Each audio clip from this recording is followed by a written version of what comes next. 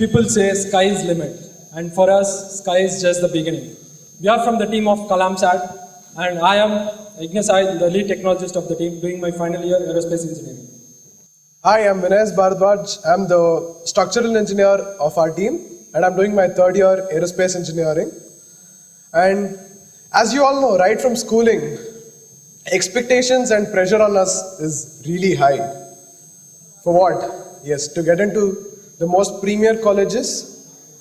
And I think this has, increased our passion towards whatever we do. Let me just give you an example. There's lots of curriculum, loads of subjects, and it's just a burden on us. And I started hating that there is too much pressure on me, and there are too many expectations. And through this hatred, I realized what I really want to do. And yes, through this passion, which drove me, I feel really honored to tell that we've been invited as chief guests to the colleges we've been dreaming to join. And this is exactly the moment any individual dreams about.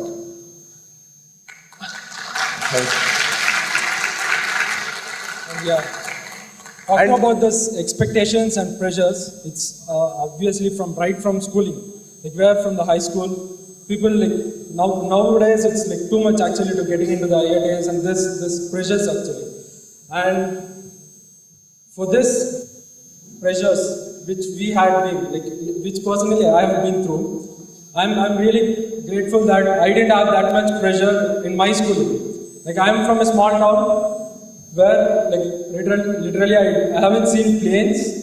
I've been dreaming, and one day, actually this is a small story. One day when just a summer vacation or something, we have been, and the first time I didn't know there were planes actually existing till my 3rd grade or 4th grade. And first time when I've been seeing the planes, I wasn't much excited about seeing the plane or flying in it. But when the first door where you enter to the plane, right beside the cabin of pilot, I just stopped there and I was literally admiring it. Seeing it, I was just feeling amazed.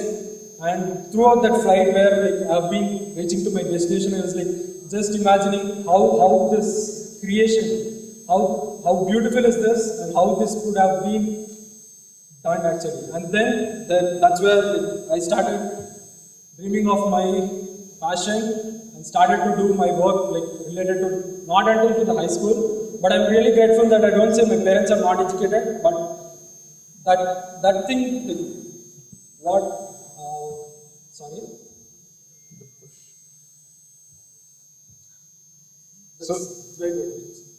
That's actually, after schooling, I don't say that my parents are not educated, but I have been having that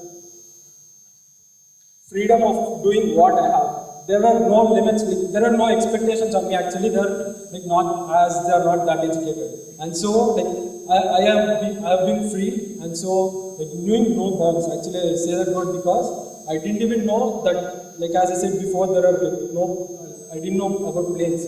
But literally I was dreaming, I had no thought, no limits in my mind of having this be the boundary or this something. I just dreamed of why don't, when there will be one day where I'll be flying, I expect to be a pilot, and there are so many things which I was dreaming of, thinking of space and do something.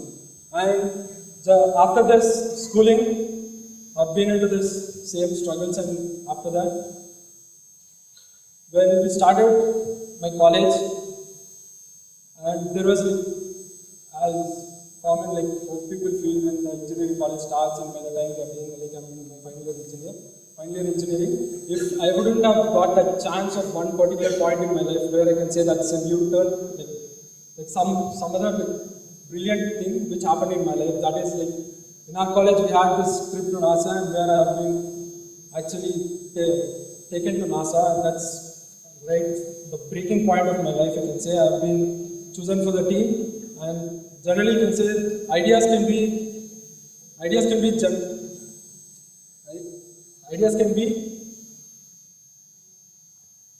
creative. Okay. So basically, I think he wants to say that ideas are, submerged. Ideas can be actually like thought of many things, but you can't just implement it like that. That's because the risk of failure, and that's where we stand apart. We have that confidence and that faith in us, the whole team, and where we dive in for action, and that's how the KalamSat is brought up.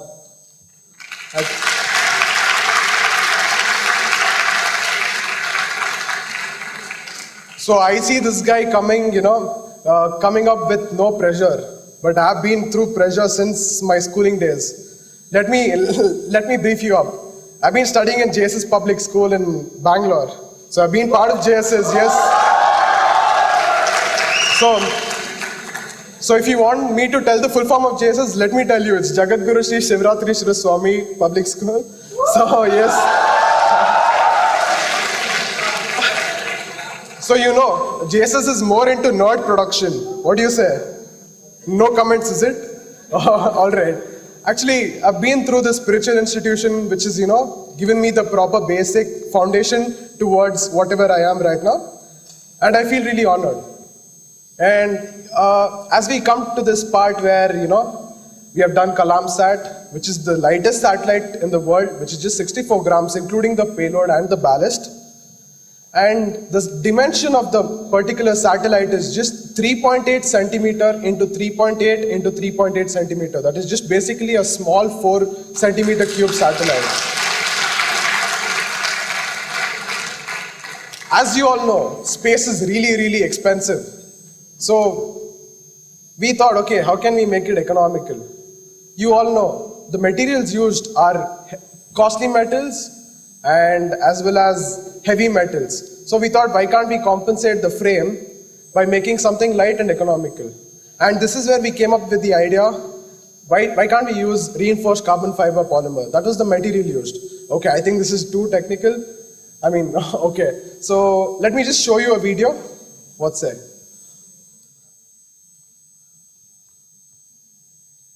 This is just the making of KalamSat.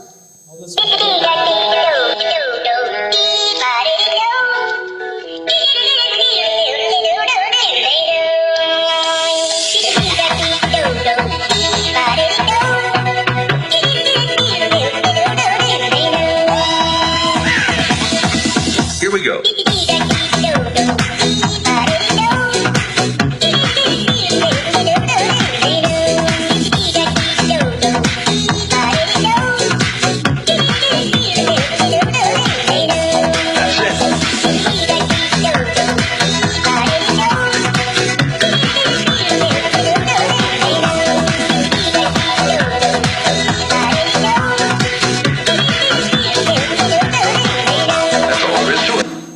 And let me just show you the small video of the launch of a satellite.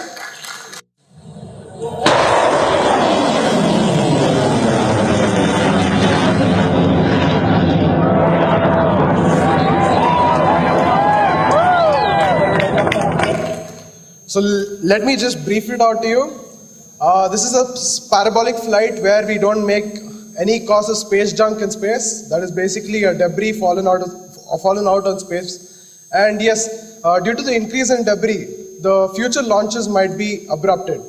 So I think this is a possible technology where we can use so that we reuse the rocket and reuse the satellite for future purposes. So this is, this actually makes the whole thing economical. And we are really honored that this is the first ever Indian satellite to fly aboard a NASA rocket. And We launched on this June 22nd. It was launched just this year, June 22nd. And yes, this is just the basics of what the satellite is. And the struggles we have endured is a lot. Might be, he might be a better guy to tell you what the struggles are. We are the team from aging from 18 to 21, and there will be a lot of criticisms you face when you go to someone to say that they are really planning of making a satellite. And that's where it started the criticisms right from our first project. Our first one was the NSLV Kalam 1, which we did in 2015. And right from there, the criticisms actually were like fuel for us, for a journey which we are standing here right now. It's been always the criticisms which the criticism which we had, actually we took it as a challenging, like rather than it would be like demotivating us or something. It was very challenging, the criticisms, and after achieving this KalamSat, there are actually really appreciations from the people who really criticized us. And that's a great thing actually, after getting appreciations from the ones who criticized us. And there's also one more thing, when you, like however good you are at something, but in each and every of our project, when we have made satellites or something, like at the end time, like when we are about to ship in 1 hour or something, there will be definitely for every project which we have seen till now, there was always a break. Like all of a sudden something won't work, or like everything goes wrong literally, and then that's where we call it as disaster management of like our team members. And that point of time where we literally go out of minds, and especially when the second one, SkySat 1, which is to be launched next, that particular thing, we had about 20 sensors or more. In that, the satellite wasn't working, we didn't get the output data, and then we were all like, we have to be shipping it in 1 hour. We were like, totally off, what to do, like we have been working on it for months, and suddenly it's gone off. And then we're like, every one of us in our team, we're like, just stop the working. We asked our ma'am to make, our non-biological mother, Dr. Srimathy ma'am, she's the mentor of our team. We just asked her to make gulab jamun and we'll eat. Until then, like, we are not going to work on it. And then that's how, like, all of the team members, they have no limits in thinking. They're like beyond, we see something, like, it will be just beyond imagination. Like when we are eating gulab jamun, we thought like actually to make a satellite or send it to space, the main thing is the mass, the weight of it. Like how much the weight, the cost price increases. Actually we made, it was 1 kg, one new satellite, that's about 1000 grams. And so we thought like by eating a gulab jamun, to make this price, launch cost reduce. We're like suddenly all of a sudden we are eating gulab jamun, and then we're like, suddenly ma'am, why don't we make this size gulab jamun, this size satellite. Actually it's gulab jamun satellite. And so why don't we make satellite of this size? And that's how the idea started in research. And along with that, there was this competition by NASA. And so we got into it, and that's how the KalamSat was made. Through the criticisms we had. Yeah. As he told you, the name, the first we gave was Gulab Jamun Sat itself. And the first ever satellite which we launched was an NSLV. We were to be graced by Kalamji, but he wasn't, I mean, he just passed away three weeks before. So we gave a tribute on his name telling NSLV Kalam 1. That was the first satellite name of ours. And yes. And this Gulab Jamun Sat, we thought, okay, this is being launched by NASA. We should, make our country proud. So we came upon the name KalamSat itself in honor to our ex-president. He's been a wonderful driving force. As everyone knows, he's been a craze in space centers and space education systems in India. So I think, all of you know, our parents are in a different generation. They ought to, come to our generation and see what is exactly happening. Most of our parents are supportive. Few parents are scared how their child might fare up or fare down. So this is one of the factors. And I think being in this generation, we should all set up a trend and build up confidence and, show what we can actually do. I think our country is full of resources and we should utilize in a right manner. So this is what exactly we did. And we are not from the same place, all of our teams. We are a part of Space Kidz India, where we have worked, and it's a group of 7 people. It's all from different places. It's from, one person is from Tirupati, one person is from Pallapatti. It's a small village in Tamil Nadu. So each of them are from different regions.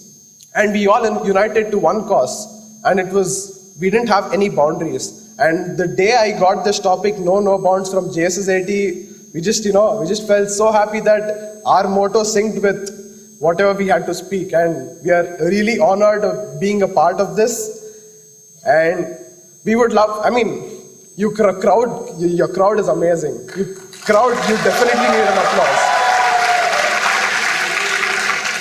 Like you said, And I think you all agree with this. I think the organizers should be given a huge round of applause because this has been a crazy setup. What do you think? Yeah. So a stand-up round of applause.